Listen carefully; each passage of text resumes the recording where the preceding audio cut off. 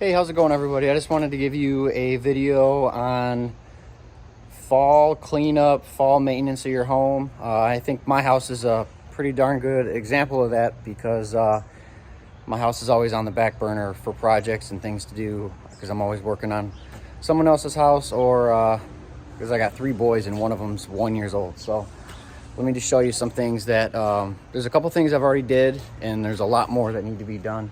But some of them may be obvious to some of you, may not be so obvious to others. So we'll just go through and cover a couple of things. So gutters, clean your gutters. Clean off all the moss on your roof and siding. You can use a pressure washer. Make sure you don't use a high pressure nozzle, low pressure. Use a hose if you have to. You use a shovel or a little scoop to clean out your gutters.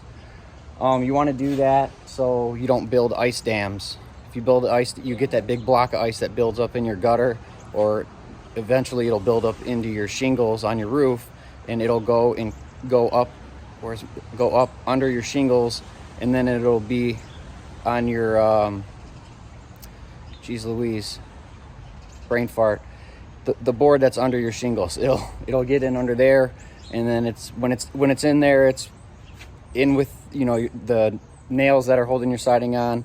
So then it has areas to leak down into your house. We have a couple areas that get ice dams, regardless if we clean the gutters or not. So another thing you might want to look into is getting in that, what's it called? The heat cable. I have some of that. You see people, it's like a cord and it warms up. It's on a sensor, or you can just plug it in. But they make a sensor that you can buy for it too. It's like under 20 bucks. And when it gets below 50 degrees at your house outside, it kicks on and it just goes in your gutters and on your shingles, and it keeps everything from building up an ice dam. So there's that. And then, so another couple, yard cleanup. We have a closed-in patio right here that has, well, I'll show you. You can see the stone here, and then so water drains down, and because we have this failed attempt of a garden, we get all this mud and stuff that builds up when we get big rains. So where are we at? Can I show you? There we go. So that kind of stuff, I'll clean that up now, actually. Come on. There we go. All right. So another thing we did, this was never caulked. I never noticed it. When we bought the house, I let the inspector kind of do his thing, and it was our first house, so everything was like so overwhelming that, I missed a lot. It's not blaming the inspector, it's my fault. I know this stuff, so. But these weren't caulked, so all these, exterior door casing, siding casing, whatever the heck you want to call it, they just never caulked it at all. So check for areas like this outside. Doesn't look the best, but what we're trying to do at our house right now is just maintain it, because there's a lot of stuff that needs to be completely redone so that it's done properly. So that's one thing. Caulked areas that need to be caulked. Also, areas that have caulk but have cracked or split, or let me see, get my hand in the wrong spot here. Cracked or split, where now water can leak past. We had this here. I already took care of this, so I know the painting is horrible, but tip for painting, if you're painting on windows or by windows, you can paint the window and just use a brand new razor blade or scraper blade and scrape it off. So you can do it with caulk too. You can gently cut the caulk on the glass and then just scrape it off. So that's what we'll do here to make this look all nice and clean again. Another thing you want to do, any areas of your house that have bare wood, you want to paint that so that through the winter it's not just holding water and snow. So this was actually, I had pressure washed this in the summer, and that's another reason, use low pressure. I was using the low pressure nozzle and it still blew off a bunch of the paint. So I did this a couple weeks ago, painted this and with exterior paint and primer, so now that there's no bare wood showing for any rot or damage to follow. So let me show you another thing that I noticed on our house. It's by our boys' room. I guess still got to take care of this. And this one I will definitely get to this year. Or this next week. Before, you want to do all the stuff before it gets cold. That way it has time to set and dry and seal and all that good stuff. This window is absolutely trash. We'll probably replace this next year if we can. But let me show you in here. See how that groove goes back into the glass? That's just going to hold water. So what we're going to do, we're going to caulk that. This is another thing you want to find. Find where you want water to shed off the window and down and out. So that's just going to sit there and collect. And that's why this window is so screwed up, because of that. So we're going to take care of that too. You can also another thing you can do, I think we maybe already said it, but clean your siding. Drain your hose lines. So if you have any outside hose lines, or even if they're not outside, you can just drain the ones that you have that run to your house. Like over here, I'll show you.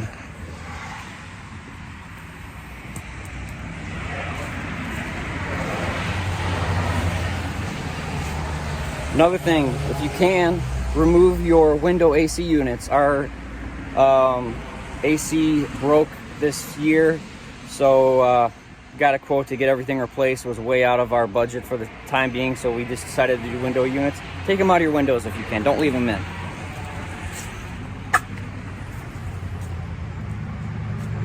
Your hose, geez Louise, your bib cock. Turn it off from inside the house and drain it out.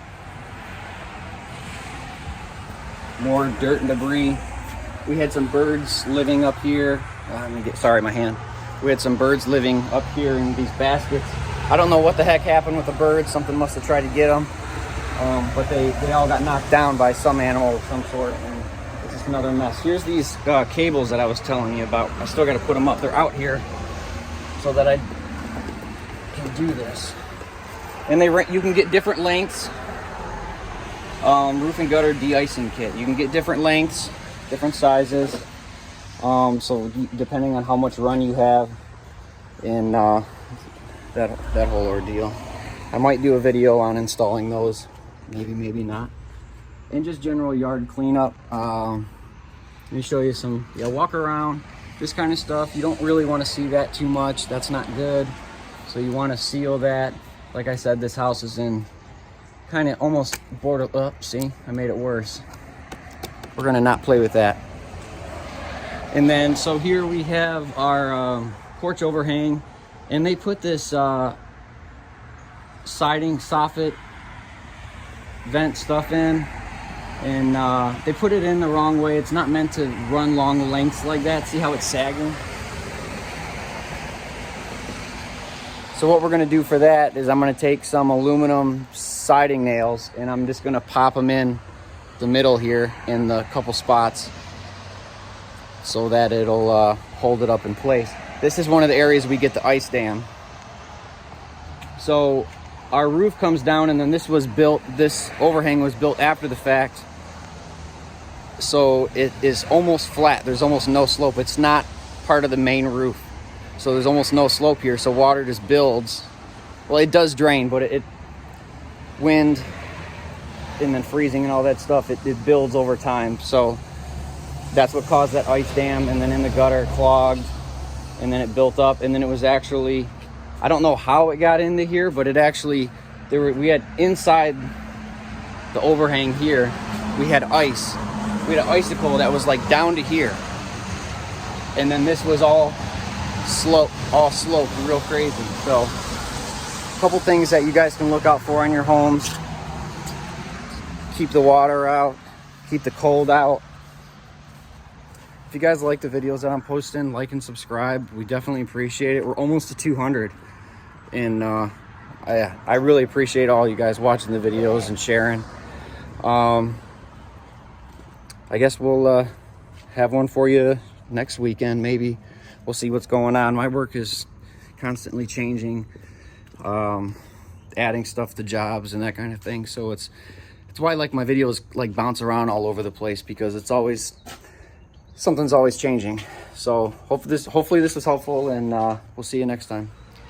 I almost forgot. So check your chimney, check your roof for not just the leaks and stuff, but for cracked shingles. We have a couple up there that I'll have to caulk with roofing caulk.